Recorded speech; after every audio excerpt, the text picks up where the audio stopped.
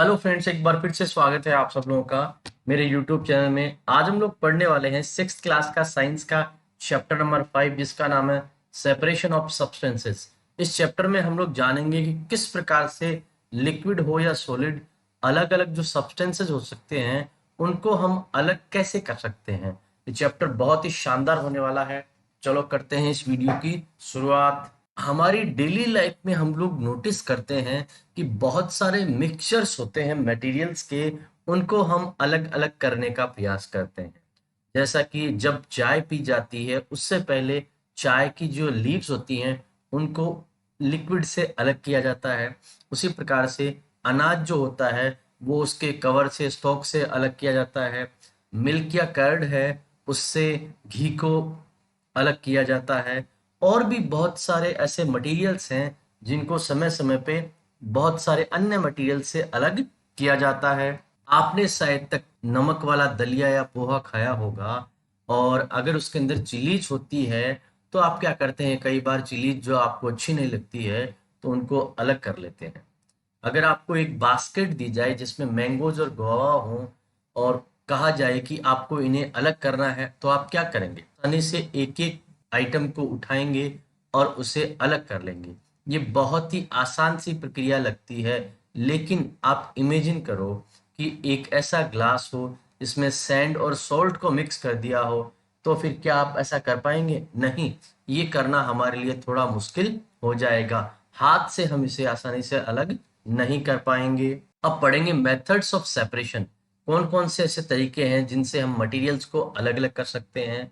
हम पढ़ चुके हैं कि बहुत सारे ऐसे मेथड्स हैं जिनसे अलग अलग सब्सटेंसेस को अलग कर सकते हैं। अब एक एक करके इन मेथड्स को देखते हैं। पहला मेथड है हैंड पिकिंग।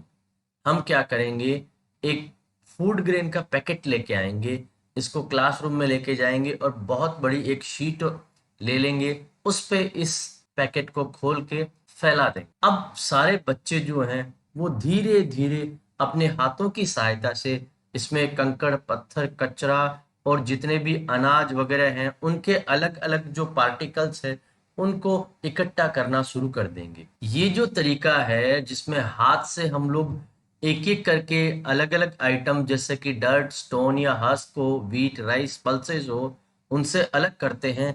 इस मेथड को हम लोग क्या कहते हैं? हैंड पिकिंग कहते हैं। और ये जो मेथड है इसमें मोटे मोटे जो इम्प्योरिटीज हैं उन्हें आसानी से अलग कर सकते हैं। इस तरह से अनाज में जो भी इम्प्योरिटीज होती है उसको आसानी से हैंड पिकिंग के द्वारा हम लोग अलग कर सकते हैं। दूसरा है थ्रेशिंग। आपने देखा होगा कि फसल लग जाने के बाद में जब उसे काट लिया जाता है तो खेतों में बड़े बड़े ढेर लगा दिए जाते हैं, और इनमें से अनाज निकालने से पहले इन्हें सुखाया जाता है। और सुखाने के बाद में हर एक जो फसल का हिस्सा होता है उसमें बहुत सारे दाने लगे हुए होते हैं। अब किसान लोग जो हैं वो इसमें से दानों को कैसे अलग करते हैं? अगर मैंगो या गुआवा को ट्रीज से अलग करना हो, वहां से तोड़ना हो तो बहुत आसान होता है, लेकिन अनाज को अलग करना थोड़ा सा मुश्किल होता है। अनाज को तोड़ तोड़ के निकालना बड़ा ही मुश्किल काम होता है। इसके लिए एक दूसरा तरीका काम में लिया जाता है जिसे थ्रेसिंग कहा जाता है। थ्रेसिंग वाला जो प्रोसेस होता है उसमें क्या किया जाता है कि अनाज जिस डाली से लगे हुए होते हैं उनको बार बार पीटा जाता है, और पीटने के कारण से उनमें से जो अनाज है वो अलग हो जाता है। और इस प्रक्रिया के लिए मशीन्स का भी हम लोग प्रयोग कर सकते हैं। विनोइंग।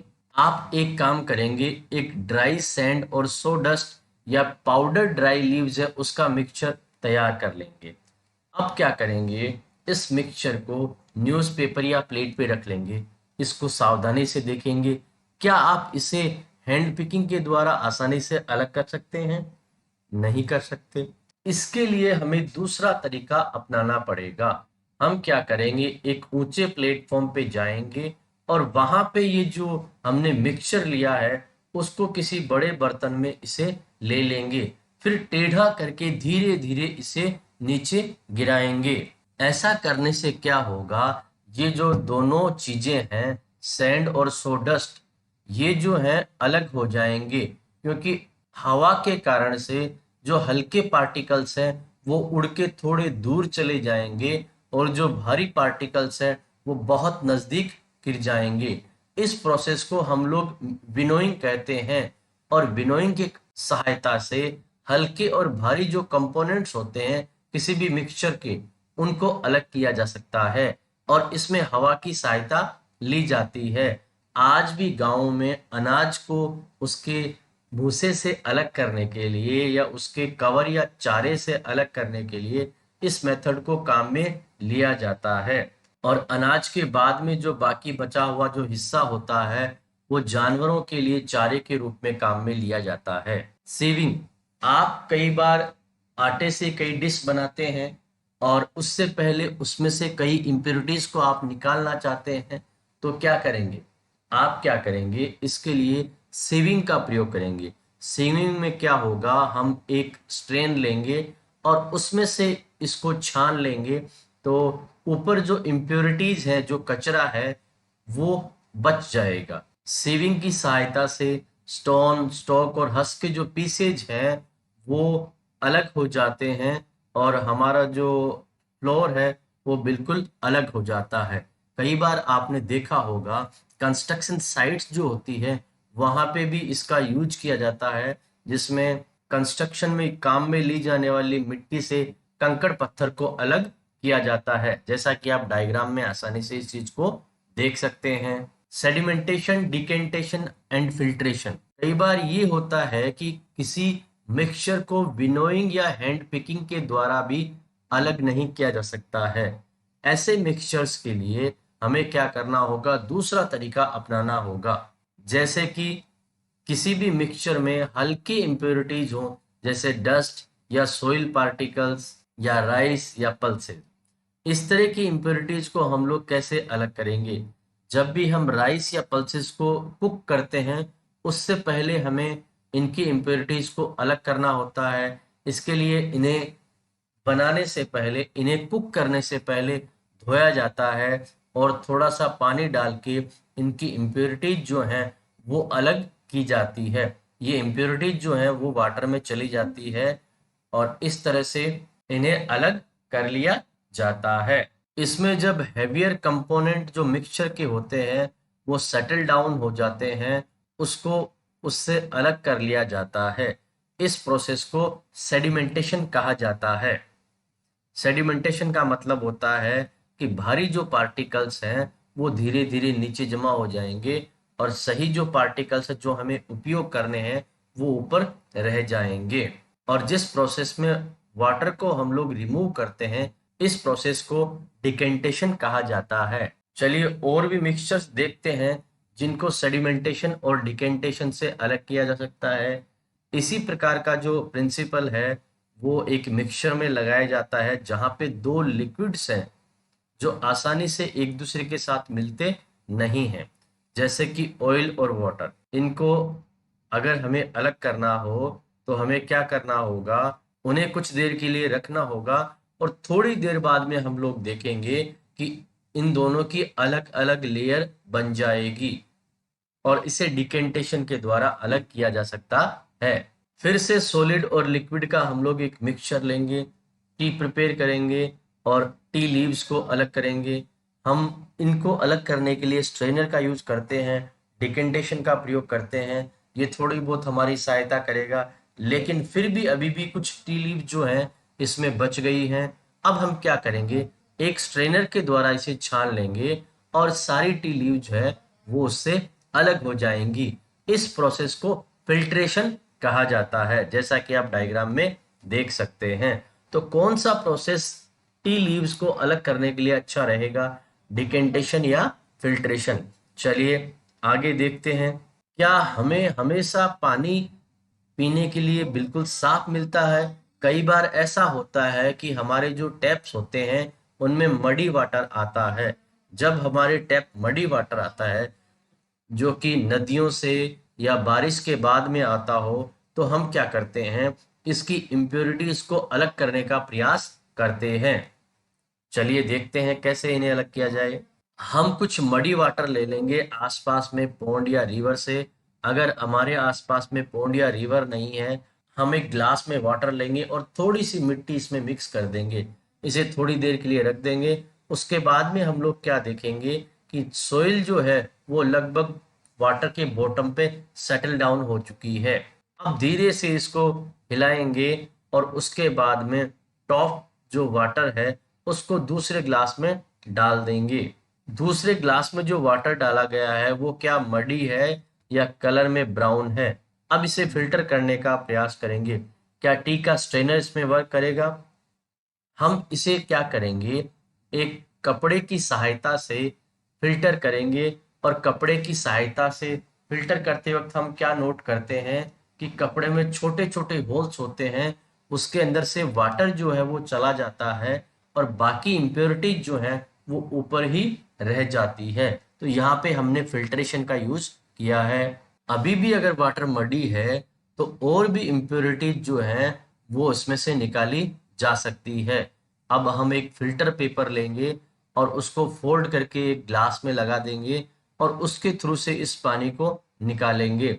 और उससे क्या होगा, इसकी और इम्प्योरिटीज बाहर निकल जाएंगी। सॉलिड पार्टिकल्स जो हैं वो इस तरह के फिल्टर पेपर से बाहर नहीं निकल पाएंगे। फ्रूट और वेजिटेबल जूसेस जब हम लोग निकालते हैं तो इसी प्रकार से उनका सीड्स और सॉलिड पार्टिकल होते हैं जो पल्प के, उनको अलग किया जाता है।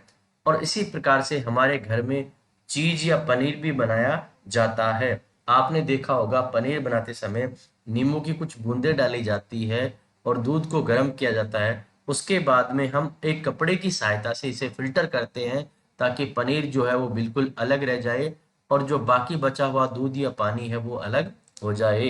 एवोपरेशन, आप 2 चम्मच नमक की लेंगे और इसे पानी में डाल देंगे। अच्छी तरह से इसे मिलाएंगे। क्या पानी के कलर में कुछ बदलाव आया? क्या आपको नीचे कुछ नमक दिखाई दे रहा है? अब इसको क्या करेंगे, हम लोग गरम करेंगे और पानी को थोड़ी देर गरम होने के बाद में देखेंगे कि बीकर में क्या बचा है। ये जो प्रोसेस है इस प्रोसेस को एवोपरेशन कहते हैं और इसके द्वारा वाटर और सॉल्ट के मिक्सचर को अलग अलग किया जा सकता है। जिस प्रोसेस में वाटर वेपर में बदलता है उसे इवोपरेशन कहा जाता है। इवोपरेशन का प्रोसेस वहां होता है जहां पे पानी हमेशा प्रेजेंट रहता है।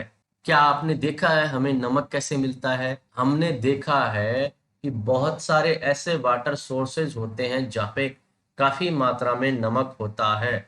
वहां का जो पानी है वो इवोपरेशन के द्वारा ऊपर उड़ जाता है और बाद में जो नमक है वो बच जाता है, जिसे अच्छी तरह से प्यूरिफाई करके हम लोग खाने के काम में ले लेते हैं। कई बार सेपरेशन के लिए हम एक से अधिक तरीके काम में लेते हैं।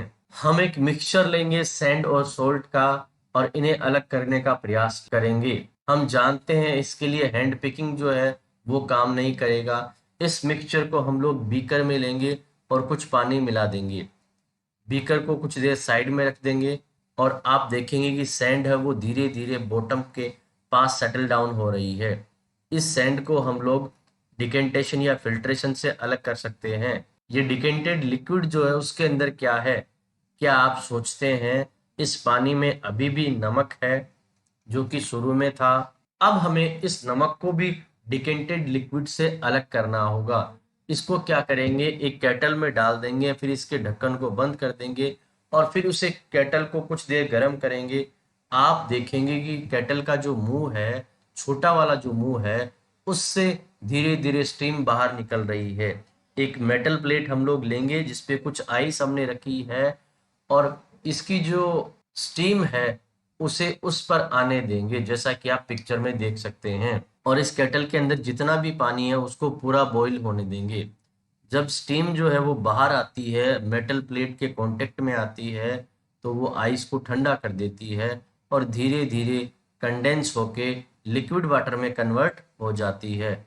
वाटर ड्रॉप जो है वो वहां से प्लेट से नीचे गिरती है क्योंकि स्टीम का कंडेंसेशन हो चुका है। इस प्रकार का जो कन्वर्जन है वाटर वेपर का फिर से लिक्विड के अंदर, इसे हम लोग कंडेंसेशन कहते हैं। क्या आपको वाटर ड्रॉप जो है वो प्लेट में कंडेंस होती हुई दिखाई दे रही है? सारा वाटर जो उस केटल में था वो इवेपोरेट हो चुका है। अब उस केटल के अंदर अगर हम लोग देखेंगे तो केवल सेपरेटेड सोल्ट ही बचेगा। इस प्रकार से हमने इसको करने के लिए डिकेंटेशन, फिल्ट्रेशन, एवापोरेशन और कंडेंसेशन का यूज कर लिया है। इसका मतलब कई मिक्सचर्स को अलग करने के लिए हम कई प्रकार के सेपरेशन मेथड्स का प्रयोग कर सकते हैं। पहेली को इस नमक को वापस रिकवर करने में मुश्किल आई थी। उसने क्या किया, एक नमक का पैकेट जो है थोड़ी मिट्टी में मिलाया था और उसने कई प्रकार के मेथड ट्राई किए, लेकिन वो इसे अलग नहीं कर पाई। देखते हैं कि उसके मेथड में क्या गड़बड़ रही। क्या वाटर जो है कितनी भी अमाउंट एक सब्सटेंस की उसको डिजोल्व कर सकता है? चलिए इसके लिए एक एक्टिविटी हम लोग देखते हैं करके। आप एक बीकर लेंगे, एक छोटा पैन ले लेंगे, स्पून, सॉल्ट और वाटर ले लेंगे और उसमें क्या करेंगे, पानी थोड़ा डाल देंगे। उसके बाद में 1 चम्मच नमक मिलाएंगे और इसे हिला देंगे जब तक कि ये सॉल्ट जो है पूरी तरह डिजोल्व हो जाए। फिर से 1 चम्मच नमक मिलाएंगे और फिर से इसे हिला देंगे और तब तक हम नमक मिलाते रहेंगे और इसे हिलाते रहेंगे कि जब तक ये इसमें डिजोल्व होता रहे। फाइनली एक समय ऐसा आएगा कि इसमें और नमक नहीं मिलाया जा सकेगा और धीरे धीरे ये बॉटम पे सेटल होना शुरू हो जाएगा। इस प्रोसेस को हम लोग सेचुरेशन कहते हैं। इसका मतलब ये सॉल्यूशन है वो पूरी तरह सेचुरेटेड हो चुका है, इसमें और अधिक नमक नहीं मिलाया जा सकता है। अब यहाँ पे आपके लिए हिंट है कि पहेली का जो मिक्सचर था वो सही तरीके से क्यों नहीं अलग हो पाया, उसमें क्या गड़बड़ हुई थी। उन्होंने शायद जो है सॉल्ट की जो क्वांटिटी है वो ज़्यादा मिला दी होगी और वो जो मिक्सचर है वो अपने सेचुरेशन पॉइंट तक चला गया होगा, इसी कारण से वो नहीं मिल पाया था। तो अनडिजोल्व्ड सॉल्ट जो है उसको अगर उससे अलग करना है तो उसके लिए हम क्या करेंगे, चलिए देखते हैं। फिर से एक एक्टिविटी करते हैं। एक बीकर लेंगे, उसमें वाटर लेंगे, उसमें नमक को मिला देंगे कि जब तक वो सेचुरेशन पॉइंट तक नहीं पहुंच पाए और सेचुरेशन पॉइंट के ऊपर भी इसमें नमक हम लोग मिला लेंगे। अब इसे हम लोग गर्म करेंगे। अब आप क्या नोटिस करेंगे कि धीरे धीरे अनडिजोल्व्ड सॉल्ट जो है वो बीकर के बॉटम पे जमा हो जाएगा। क्या ये डिजोल्व हो रहा है? नहीं, ये डिजोल्व नहीं हो रहा है। लेकिन इस सॉल्यूशन को हम धीरे धीरे ठंडा करेंगे। ठंडा जब ये हो जाएगा तो हम लोग देखेंगे कि सॉल्ट जो है इस बीकर के बॉटम पे फिर से सेटल डाउन हो जाता है। इस एक्टिविटी के द्वारा हम लोग लार्ज क्वांटिटी ऑफ सॉल्ट जो है उसको हीटिंग करके आसानी से डिजोल्व कर सकते हैं। दोस्तों मैं उम्मीद करता हूँ ये चैप्टर आपको पसंद आया होगा। इस क्लास के इस सब्जेक्ट के वीडियोज और अन्य सब्जेक्ट के वीडियोज देखने के लिए प्लीज हमारे चैनल को सब्सक्राइब कीजिए। Thank you so much.